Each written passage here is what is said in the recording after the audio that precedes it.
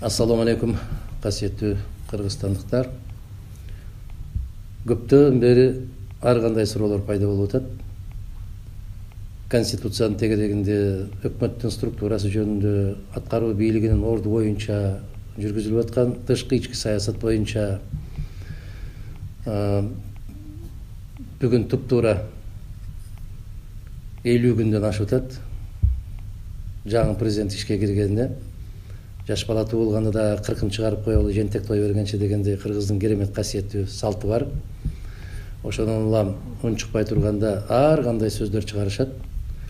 Модумаров үйдөн чыкпай олтурган кезде дагы толгон токой сөздөрдү айтып, ар кандай нерселерди чыгарышып, ошондон өздөрү рахат алышабы, же зеригип турушабы.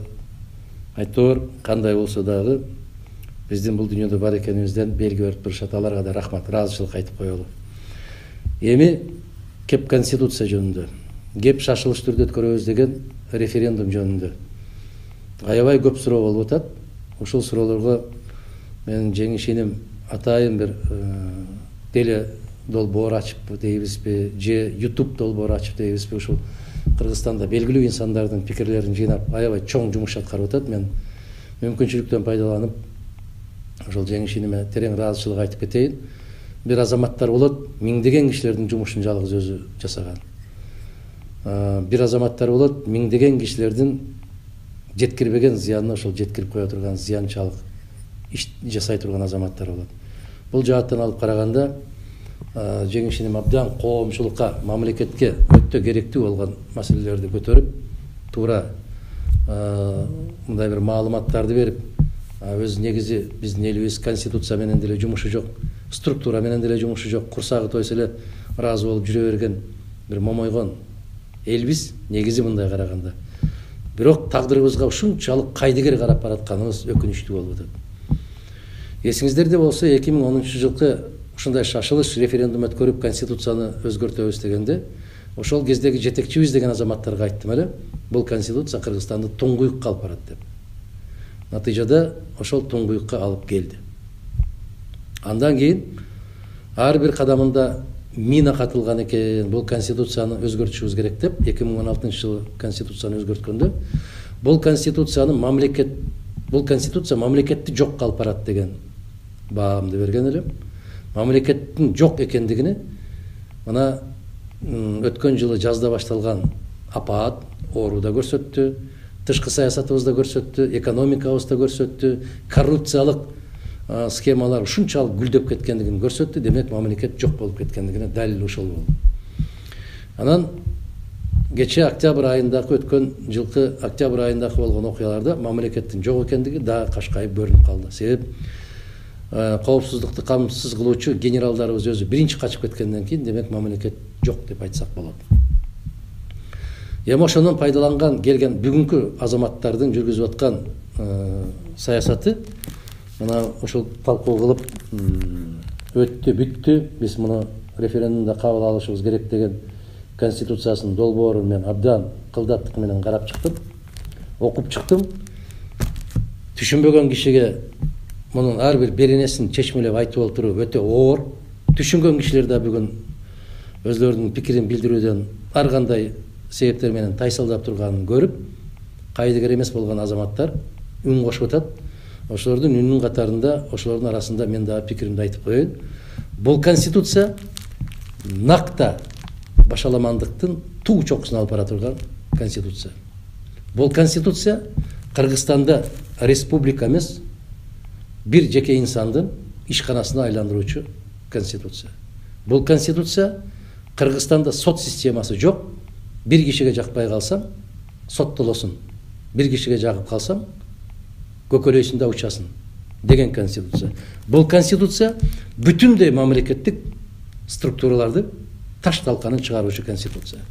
Мына кече өкмөттү кыскартабыз деген шылтоо менен элдин башын айландырып, биз министрликтерди кыскарттык дейт. Кеп министрликтерде эмес, кеп министрликтерде иштеген азаматтарда. Кайсыл адамдын акылына келди социалдык фондду саламаттык сактоо министрлигине кошуу? Социалдык фонд бул топтолуу принциби менен чарбалык иш жүргүзбөй турган мамлекеттик уюм экенин бүгүнкү бийликке келген азаматтардын акылы жетпесе керек, ага жетпесе керек, жетпегендиктен ушундай бириктиребиз деген иштерди кылып атса керек. Кайсыл акылы көктөп кеткен азамат архитектураны транспорт министрлигине кошту. Акыл ордунда болгон киши муну түшүндүрүп бере албайт. Андан сырткары 2021 жыл бүтүндөй кошулуу менен, бөлүнүү менен, жарылуу менен өтөт да экономикабыз кайрадан баягы эшек эмес итке иттен да түшүп мышка минип калган жагдайга кептелебиз. Бул конституцияга, урматтуу мекендештер, аяр мамиле жасагыла. Бул конституция менин китебим эмес. Бул конституция бир партиянын уставы эмес. Бул конституция мамлекеттин жүзү, мамлекеттин эң башкы мыйзамы. Бул конституция кыргыз мамлекети кандай жолдо кетет, кандай жол менен өнүгөт, аны аныктоочу конституция.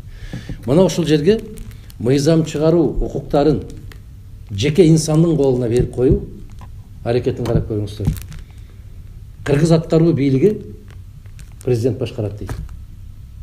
Бирок эгерде аткаруу бийлигинин кызматы элге жакпай калса, администрациянын башчысы жумуштан кетет экен. Бул конституция менимче кыргыз тарыхындагы бүтүндөй бардык тармакты колуна мыкчып отурган хандардын да түшүнө кирген эмес. Биздин тарыхыбызда хандар дагы чечим чыгараарда казыларга кайрылган. Чечим чыгараарда аксакалдар кеңешине кайрылган. Чечим чыгараарда эл менен акылдашкан. Бул конституция баарын мен билем, баарын мен чечем. Себеп элдин каалоосу ушул болуп атат. Кыргыз эли менден ушуну талап кылып атат. Кыргыз элинин бүгүнкү каалоосу ушул болуп атат деген өтө кара мүртөс, жакшылыкка алып барбай турган жол менен алып баруучу конституция. Башкы прокуратурага мыйзам чыгаруу демилгесин берип коюу бул өтө дүйнөдөгү болбогон алешемдик. Баш прокуратуранын аткарар жумушу бирөө гана. Кыргызстанда мыйзамдардын так кыйшаюусуз аткарылышын көзөмөлгө алуу функциясы гана бар. Башка функция жок аларда. Аткаруу бийлигинде жеке инсанга берилип атат. Өкмөттүн курамына да эмес, өкмөттүн токтому менен эмес. Жеке инсан мыйзам жазууга укугу бар деп чыгып атат. Ошондуктан кыскасын айтканда сиздерге түшүнүктүү болуш үчүн бул конституция акыры Кудай андан сактаган болсун, мамлекетибиздин түбүнө жетер. Башка душманды издөөнүн кажети жок. Эгерде ушул конституция кабыл алынып, бул конституция менен иштейбиз, жашайбыз деген болсок, анда биз өз тагдырыбызды өзүбүз балта менен чаап алган болобуз. Андан кийин эч кимге капы болууга, арызданууга укугубуз жок. Жараткан элибизге акылмандуулукту берсин. Жетекчибиз деп отурган азаматтарга ыйман берсин. Негизи кандай жол менен кетсек дагы кылымга арткан элибиз келечеги кең, асманыбыз ачык болсун. Асманыбыз ачык болсун деп тилеп отура бербей, мына ушундай жерлерге келгенде чечкиндүү сөзүбүздү айтууга милдеттүү экенибизди сезишибиз керек. Себеп ар бирибиздин тагдырыбыз өзүбүздүн колубузда. Акылман элим туура чечим кабыл алат деген үмүттөмүн. Саламатта болуңуздар.